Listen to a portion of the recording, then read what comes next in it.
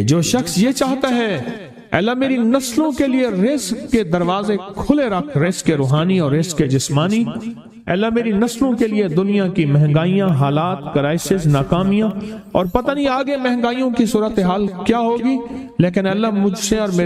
میری نسلوں سے رزق نہ چھین، تو فرمایا اس شخص کو کہے کہ سورۃ فاتحہ پڑھ، اور سورۃ فاتحہ کو ایک بار پڑھ، اور جب پہنچ ایاک نعبد و ایاک نستعین، اس کو 40 منٹ ایسے وجدان، ایسے درد، ایسی کیفیت کہ کوئی دنیا کا کوئی فرد مجھے یاد نہ رہے سوائے اس کی ذات کریمی کے، اور اس کو دہرا دہرا دہرا دہرا، اس کو دہرا، اور کہا کہ میں نے وہ پڑھنا شروع کر دیا، پڑھنا شروع کر دیا۔ شیخ حامد کوفی کہتے ہیں کہ کوفہ میں ہمارے ہاں ایک رئیس تھا، اور لوگ اس کے در سے کھاتے تھے، اور لوگ اس کے در سے بہت لیتے تھے، اور بہت سخاوت چلتی تھی، اور سنا تھا کہ اس کے والد بھی ایسے رئیس تھے، اور سنا تھا اس کے دادا بھی ایسے رئیس تھے، اور یہ بات سنی تھی کہ اس کے دادا نے کوئی عمل کیا تھا، اور ایسا نہیں، دادا کے بڑوں نے کوئی ایسا عمل کیا تھا جس میں اللہ سے نسلوں کے لیے رزق اور رزق کے خزانے منوائے تھے۔ کتنے لوگ ایسے ہیں، مال دولت چیزیں ایسے حالات اور گردش میں آئے کہ ناموری سے گمنامی میں چلے گئے۔ مجھے یاد ہے کہ میں ٹاؤن شپ میں ایک بندے سے ملا، یہ بات ہے آج سے کوئی 27-28 سال پہلے کم و بیش، ایسے چھوٹا سا کمرہ تھا، اور مختصر سی 2-3 کرسیاں، ایک ٹوٹی سی میز، اور کہا کہ میں لاہور میں میرا سکہ چلتا تھا، میرا نام یہ ہے، نام مناسب نہیں، رازداری زندگی کا پہلا حصہ ہے، اور میرا نام یہ ہے، اور میرا اپنا ذاتی جہاز تھا، اور یہ مال تھا، اور یہ چیز تھا، اور آج میرا حال یہ ہے کہ اگر میں دوائی لوں گا تو یہ بندہ پیسے دے گا جو ساتھ کھڑا تھا، میرے پاس دوا کے پیسے نہیں ہیں۔ مجھ سے ایک ہمارے مخلص ہیں، وہ کہنے لگے کہ میرے والد جن کے پاس جاب کرتے تھے ان کا بہت بڑا کاروبار تھا، انہوں نے اس دور میں 14,000 کی گاڑی لی تھی نئی، اور پھر 16,000 کی گاڑی لی، نئی گاڑی، کتنے کی؟ 16,000 کی گاڑی لی، 100 کا نوٹ بانٹتے تھے، صبح سے شام تک، شام سے صبح تک لوگ لین لگا کے لیتے تھے، اور جس دور میں 250 روپے کے 5 مرلے جگہ ملتی تھی، 250 فٹ جگہ ملتی تھی، نہ 125 فٹ، 125 جگہ ملتی، 5 مرلے 250 روپے کی، اور وہ بیچتے تھے۔ اور پھر ایک وقت ایسا آیا ہر چیز ختم ہو گئی۔ میرے پاس ایک ڈرائیور تھا، وہ کہنے لگا کہ میرے مالک ہیں جن کے پاس پہلے میں کام کرتا تھا، ان کے حالات آ گئے تو میں نے آپ کے پاس آپ کے ڈرائیوری کی، اگر رمضان میں کوئی بچا ہوا لنگر ہو تو انہیں بلا لوں، آپ دے دیں گے؟ تو ہم رمضان میں مجمع آتا تو کوشش کی جاتی ہے کہ ان کو کھانا تازہ کھلایا جائے، تو میں نے کہا ٹھیک ہے، کہا کہ کچھ پیسے بھی ہو جائیں۔ کون ہے؟ کہا کہ فلاں لاہور کا، نہیں جانتے آپ؟ ہاں جانتا ہوں، اتنی بڑی سوسائٹی ہے بڑی مالداروں کی۔ کہا یہ 28 مربع جگہ انہی کی تھی، اور آج سے 40 سال پہلے انہوں نے یہ جگہ بیچی تھی، اور اتنے کروڑوں میں اتنے میں بیچی تھی، اب وہ ایک چھوٹے سے مکان میں رہتے ہیں، سب کچھ ختم ہو گیا ہے، سب کچھ ختم ہو گیا ہے، اور ان کے گھر کھانا نہیں ہوتا، اور آپ اگر کھانا دیں گے تو ان کے گھر میں 2-3 وقت اچھا گزر جائے گا۔ میں اپنی نسلوں کے لیے تمنگری منوا لے، اپنی نسلوں کے لیے رزق منوا لے، اپنی نسلوں کے لیے وسعت منوا لے۔ تو کہے کہ مال بہت ہے اور نسلوں کے کام آئے گا، مال رکھنا جائز ہے، حلال جائز ہے، لیکن یہ شرط نہیں ہے کہ وہ رہے گا یا نہیں رہے گا۔ یہ میری ساتھ چوک ہے، یہاں کرتبہ چوک، یہاں 2 پلازے مجھے ایک بندے نے بتائے، اب اس کے نہیں ہیں، کہا یہ اور یہ اس بندے کا ہے، فلاں نام کے بندے کا، اور اس کا آج کچھ نہیں رہا۔ اب وہ جس کسائی سے گلبرگ میں ہے یہاں لاہور میں، جس سے بہت منو گوشت آتا تھا اور بڑے بڑے رئیس دعوتیں پکتی تھیں، چپ کر کے جاتا ہے اور وہ کچھ پیسے اس کی مٹھی میں ڈال دیتا ہے اور وہ اس سے زندگی کا گزر بسر ہوتا ہے۔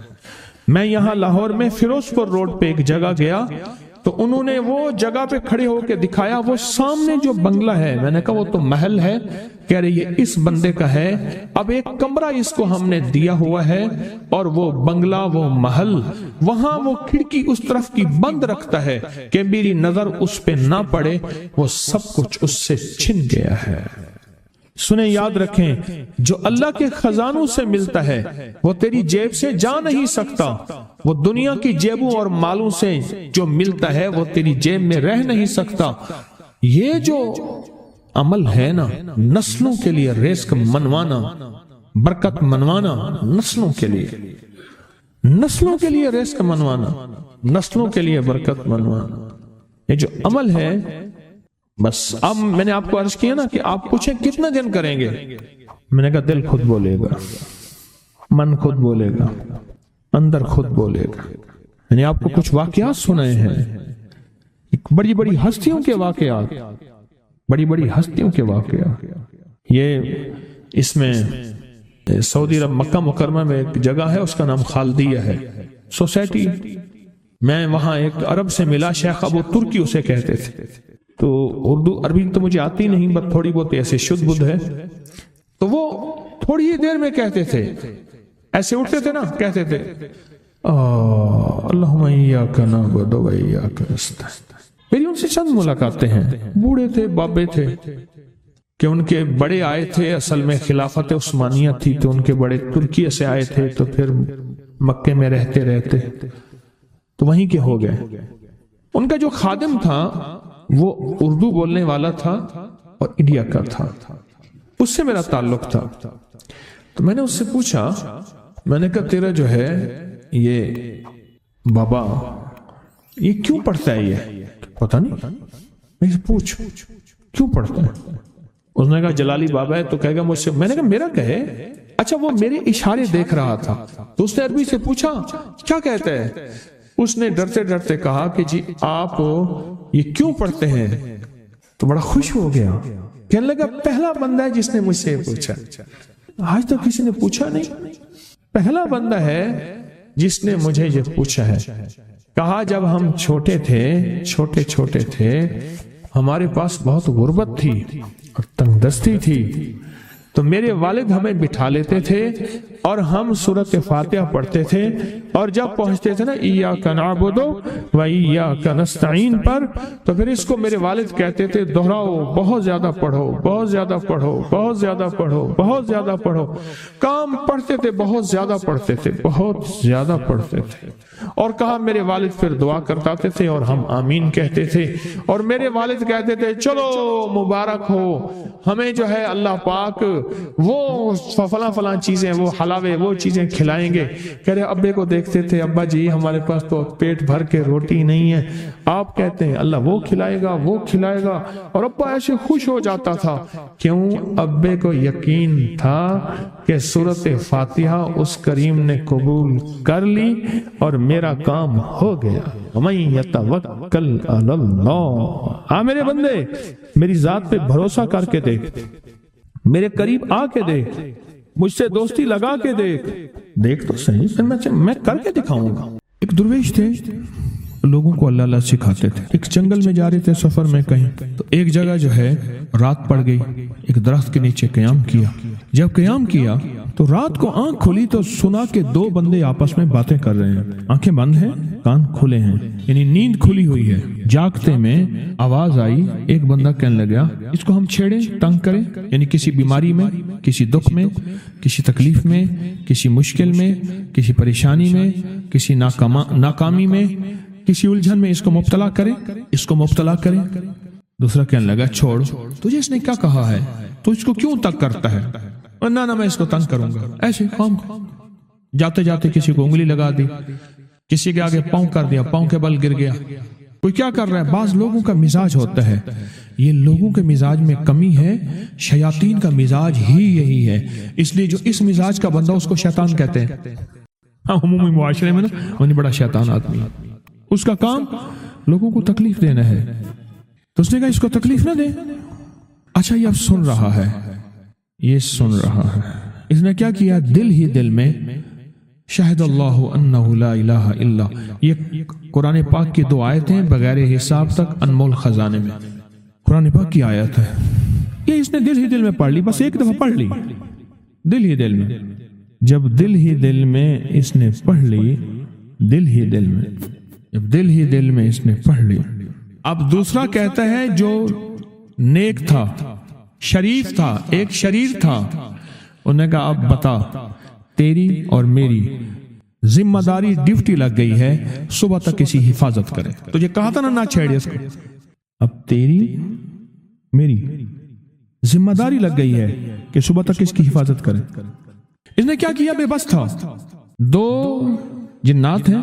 ایک شریف ہے ایک شریر ہے، اور مجھے تکلیف دینا چاہتے ہیں، کیا کریں؟ اس نے فوراً اس ہستی کو پکارا جس نے کہا تھا اماں، اس نے فوراً اس ہستی کو پکارا جس کے ہاتھ میں کائنات کے سارے راز، طاقتیں، قوتیں ہیں، اور اس ہستی نے کیا کیا، اب ان کی ڈیوٹی لگا دے، اب ان کی ذمہ داری لگا دے، یہ صبح تک اس کی حفاظت کریں جب تک وہ نہ جاگے۔ پہلے دن سے ہمارے ساتھ دشمنی کا فیصلہ ہے، پہلے دن سے ہمارے ساتھ دشمنی کا فیصلہ ہے، پہلے دن سے، اور وہ فیصلہ ہو کے رہا ہے، اور اس کی وجہ سے ہم تکلیفوں، پریشانیوں، نقصانوں اور مسائل میں چلے آ رہے ہیں۔ اب اس کا تحفظ کیا ہے، اس کی حفاظت کیا ہے، کیا کریں؟ ایک خود لڑیں، ہواؤں سے لڑنا۔ ہمارے یہاں ایک مائی تھی، اس کا بیٹا تھا، کہنے لگا میرا پتر ہر وقت ہوائی نہ لڑ دے، ہر بندے سے لڑتا ہے، ہواؤں سے بھی لڑتا ہے سارا دن، تو ہوا سے کون لڑے گا؟ ہم خود کہتے ہیں ہوائی چیزیں، جنات کا نام ہم نے ہوائی چیزیں بھی رکھا ہوا ہے، کہ ایسی چیزیں جو ہوا کے جھونکے کی طرح نظر نہیں آتی۔ ہمارے معاشرے میں جنات کو ہوائی چیزیں بھی، اوپر کی چیزیں بھی کہا جاتا ہے، ہوائی چیزیں بھی کہا جاتا ہے۔ ہوا سے کون لڑ سکتا ہے؟ بے بس ہیں ہم بے بس ہیں، ہم نہیں لڑ سکتے۔ پھر ایسی طاقت کو لے آئیں، ایسی طاقت کو لے آئیں جو لڑ سکتی ہے، اور وہ اللہ ہے، اور اس کی طاقت ہے، اور اس کی قوت ہے، اور اس کا 100% جمال ہے، جلال ہے، عزت ہے، عظمت ہے، وقار ہے، شان و شوکت ہے، وہ طاقت ہے جو لڑ سکتی ہے، کوئی نہیں لڑ سکتا۔ یاد رکھنا، جنات شیاطین سے کوئی نہیں لڑ سکتا۔ میری بھی زندگی گزری ہے روحانیت کی دنیا میں طالب علم کی حیثیت سے، کوئی جن تابع وغیرہ نہیں ہے، لیکن ان سے لڑ کوئی نہیں سکتا۔ ان سے اگر اللہ کی مدد ساتھ نہیں ہے اور اللہ کے نام کی طاقت اور ڈھال ساتھ نہیں ہے، ان سے کوئی نہیں لڑ سکتا، اور نہ لڑنے کی کوشش کرنا۔ اللہ کی مدد، یہ آیت الکرسی کیا ہے؟ یہ ساری اللہ کی مدد ہے، اللہ کی منت اور خوشامد ہے۔ ترجمہ اٹھا کے دے، یہ آیت الکرسی ساری میری اللہ کی منت اور خوشامد ہے۔ اللہ لا الہ الا هو الحی القیوم، مولا تیرے علاوہ ہے ہی کوئی نہیں، لا الہ الا الحی، تو ہمیشہ زندہ ہے، موت نہیں، القیوم، سب مٹ جائیں گے تو قائم ہے، لا تاخذہ سنہ، اے مولا تو وہ ہستی ہے جسے نہ نیند آئے نہ اونگ آئے، ولا نوم، لہو ما فی السماوات و ما فی الارض، ساری کائنات، ساری زمینیں، سارے آسمان مولا تیرے ہی ہیں، حکومت تیرے پاس ہے۔ من ذا الذی یشفع عندہ الا بإذنہ، کون ہے جو سفارش کرے؟ تیرا امر ہوگا تو سفارش ہوگی، تیری حکومت طاقت کے سامنے کوئی بندہ نہ ہل سکے، نہ آنکھ اٹھا سکے۔ یعلم ما بین ایدیہم وما خلفہم، تو ہمارا پچھلا ڈیٹا بھی جانتا ہے، تو ہمارا اگلا ڈیٹا بھی جانتا ہے۔ ہماری پچھلی کیمرے کی ساری ریکارڈنگ تیرے پاس ہے، ہماری اندھیرے اجالے تیرے پاس ہیں، ہماری صبح شامیں تیرے پاس ہیں، ہمارے دل کے تصورات تیرے پاس ہیں، دل کی سوچیں اور خیالات تیرے پاس ہیں۔ ولا یحیطون بشیء، اور تیری طاقت ہر کسی پہ غالب ہے، احاطہ کیا ہوا ہے، الا بما من علم، الا بس تیرے علم میں ہے۔ وسع کرسی، تیری کرسی بڑی وسیع ہے، تیرا اقتدار بڑا وسیع ہے، تیری حکومت بڑی وسیع ہے، تیری پاس کئی سکندر آئے اور گئے، کئی سکندر آئے اور گئے، میں خوارزم میں گیا، وہاں بخارا سے آگے، بہت آگے، وہاں کا سفر تھا جہاز کا، بہت آگے، وہاں کئی میلوں میل، وہاں ایک شہر تھا، اس کا نام تھا نوراتا۔ شیخ ابو الحسن نوری رحمت اللہ علیہ، ہمارے بڑوں کی کتابوں میں ان کے تذکرے آتے ہیں، ان کا وہاں مزار تھا اور لوگ ان کے ہاں آ کے 9 راتیں گزارتے تھے اور وہ اللہ اللہ سکھاتے تھے۔ یہ بڑوں کے ہوتے تھے، جیسے سال کے بعد، یہ بھی آج راز بتا دوں، سال کے بعد بزرگ ہر کونے، ہر کریے، ہر گوشے میں نکل جاتے تھے، لوگوں کو اللہ اللہ سکھاتے تھے۔ ایک جگہ مخصوص ہوتی تھی، مرشد کا آستانہ، سال کے بعد وہیں جمع ہوتے تھے اور ایک دوسرے سے ملتے تھے، میل جول ہوتا تھا۔ اس میل جول کا نام ہے میلہ، ملنا، میل جول۔ اب وہ میلہ بنتے بنتے کہاں نکل گئی، میلے کا نام آتے ہی فوراً سرکس آتی ہے۔ حالانکہ میلہ کیا تھا؟ ملتے تھے، فلاں علاقے کے حالات کیا ہیں، فلاں گاؤں کے، فلاں قریے کے، فلاں شہر کے کیا حالات ہیں، وہاں لوگوں کی دینی حالت، ایمانی حالت کیا ہے، وہاں کیا باطل کفر ہے، وہاں کیا نظام ہے، کیا ایک دوسرے سے ملتے حالات بتاتے تھے، پھر چند دن ساتھ رہتے تھے، ایک دوسرے سے حالات لے کے پھر لوگوں کو اللہ اللہ سکھانے نکل جاتے تھے، پھر سال کے بعد اکٹھے ہوتے تھے۔ اس کا نام تھا میلہ، اس کا نام تھا میلہ۔ اور اس کا نام کیا تھا؟ پہلے کیا بتایا میں نے؟ نوراتاں۔ نوراتے کسی درویش کے پاس آتے تھے، اللہ کا نام بھی سکھاتے تھے، دم بھی کرتے تھے، دعا بھی کرتے تھے، اس کو اللہ اللہ بھی کراتے تھے، بھلا چنگا، صحت مند، تندرست، مسائل کو حل پا کے چلا جاتا تھا۔ یہ تھا نوراتا۔ شیخ ابو الحسن نوری رحمت اللہ علیہ نے 9 راتوں میں لوگ آتے تھے۔ میں کہنا یہ چاہ رہا تھا، ان کے مزار کے اوپر ایک بہت بڑا قلعہ تھا، انگریز اس کے اوپر سارے چڑھ رہے تھے، اونچا قلعہ تھا۔ میں نے اگلا سفر کرنا تھا، میں قلعے پہ نہ گیا۔ میں نے کہا کس کا ہے؟ اس نے کہا سکندر اعظم کا قلعہ ہے، آج سے کئی ہزار سال پہلے اس نے یہ قلعے بنائے تھے، یہ اس کی کرسیاں تھیں، ایک میرے رب کی کرسی ہے، وسیع کرسی، وسیع کرسی۔ سکندر کے قلعے ہیں، سکندر کہاں کہاں آیا، نہ گورے سکندر نہ رہی قبر دارا، نہ گورے سکندر نہ رہی قبر دارا، مٹے نامیوں کے نشاں کیسے کیسے، زمین کھا گئی آسماں کیسے کیسے، نہ گل ہیں نہ گنچے نہ بوٹے نہ پتے، ہوئے باغ نظرے خزاں کیسے کیسے، ہر ایک دل پہ ہے داغ ناکامیوں کے، نشاں دے گیا بے نشاں کیسے کیسے۔ اس کی کرسی ہے، کہتے ہیں میں نے آیت الکرسی پڑھی ہے، آیت الکرسی پڑھی تھی، میں دیکھو میری کیا مدد ہوئی، آیت الکرسی پڑھی تھی، دیکھو میری کیا حفاظت ہوئی۔ بس آیت الکرسی پڑھنی تھی، وہ چیز یوں چلی گئی۔ آپ اپنا واقعہ سناتے ہیں، وہ آیت الکرسی بنیادی طور پہ میرے رب کی ساری منت اور خوشامد ہے۔ وَهُوَ الْعَلِيُّ الْعَظِيمُ، مولا تیرا علو العظم، عظمتیں اور تیری کبریائیاں میں بیان نہیں کر سکتا۔ یہاں بندہ آ کے نا ایسے حاجز آ کے ہاتھ باندھ جاتا ہے کہ بس میری بس ہو گئی ہے، میں تیری عظمتوں کو بیان نہیں کر سکتا۔ جب ہم بے بس ہو جائیں، پھر ایسی طاقتور چیز کو پکاریں جس کے پاس اقتدار بھی ہو، اختیار بھی ہو، طاقتیں قوتیں بھی ہوں اور زوال نہ ہو، سرمدی جاویدانی ہو،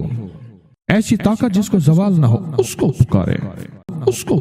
ایک اللہ والے تھے، ان کے پاس ایک بندہ گیا، کہنے لگا حضرت پریشان بہت ہوں، اور پریشانیاں بھی اتنی بیان کی کہ انسان سنے اور غم زدہ ہو جائے یا خود رونے لگ جائے۔ تو انہوں نے فرمایا